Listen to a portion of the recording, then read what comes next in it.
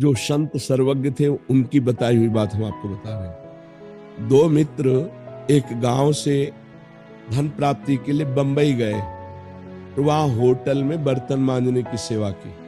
धीरे धीरे अर्थ बढ़ा, धीरे धीरे वो ठलिया लगाने लगे, धीरे धीरे उनके फिर और धन बढ़े तो होटल खोल लिए। अब होटल ऐसा कि लाखों रुपया उनके रोज आने लगे।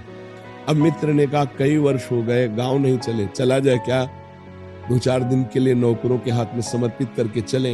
एक मित्र के मन में आया कि कौन जानता है कि हमारे पास है, अगर इसको मार देते हैं तो पूरा होटल मेरा, पूरी संपत्ति मेरी। उसने कहा अवश्य चलेंगे, और भोजन में जहर मिला दिया और वो मित्र मर गए।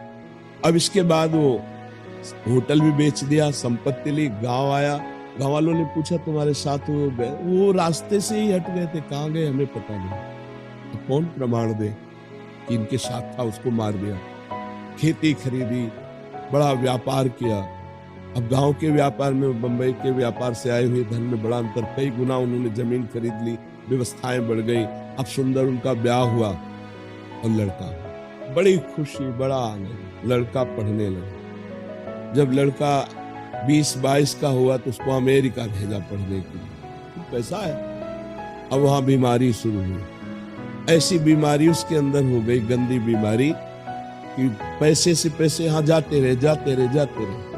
खेती बेच डाली, जो जो खरीदा था सब बेच डाला, जो पर्सनल था वो भी बेच डाला। अब उधार लिया वो भी, दवा के लिए पैसे नहीं हुए। अमेरिका से वापस लाए, बैठकर रो रहे थे, उसको गोद में से, बेटा सर्वनाश हो गया, मेरे पास कुछ नहीं जिससे मैं तेरी सेवा कर सकूं। वो मुस्कुराया। उसने कहा जाना, मैं वही तुम्हारा दोस्त हूं जिसको तुम जहर दे के आए थे, कोई नहीं जाना।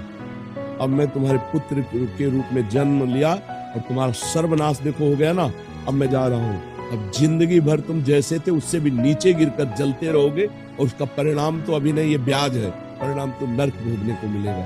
तुमने मित्र द्रोह किया।